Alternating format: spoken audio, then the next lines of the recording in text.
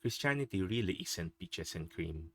In fact, when Jesus was with his apostles, he would constantly tell them that it is going to be a life of difficulty.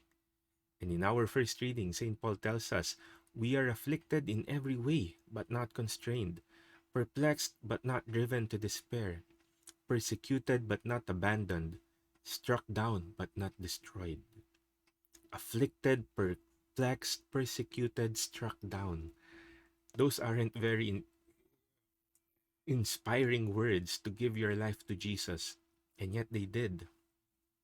And when they did, Jesus did not allow them to be constrained, to be driven to despair, to be abandoned, and be destroyed. Even within those difficulties, Jesus was always with them, and they gave up their lives, not only through martyrdom, but also their whole lives. They lived their lives for Jesus, and they are constantly given up to that for the sake of Jesus. Everything was for the sake of Jesus. But St. Paul tells us uh, something very important. Since then, we have the same spirit of faith, according to what is written.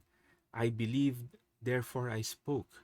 We too believe and therefore speak, knowing that the one who raised the Lord Jesus will raise us also with Jesus.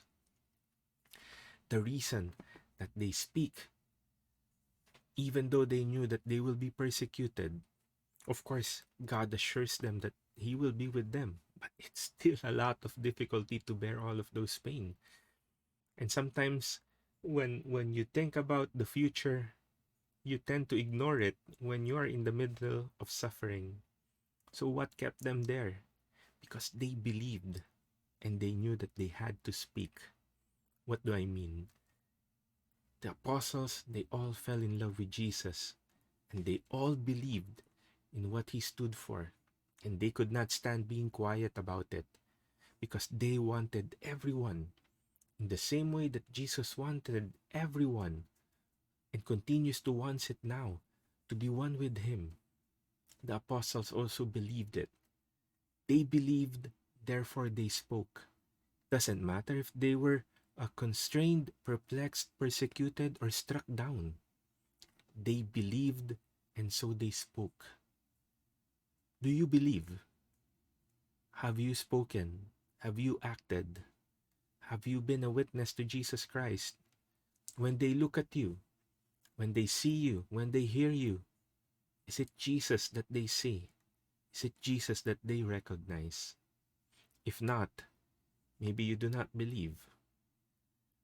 Because as St. Paul reminds us, I believed, therefore I spoke. There is no other way around it. If you believe, you should speak.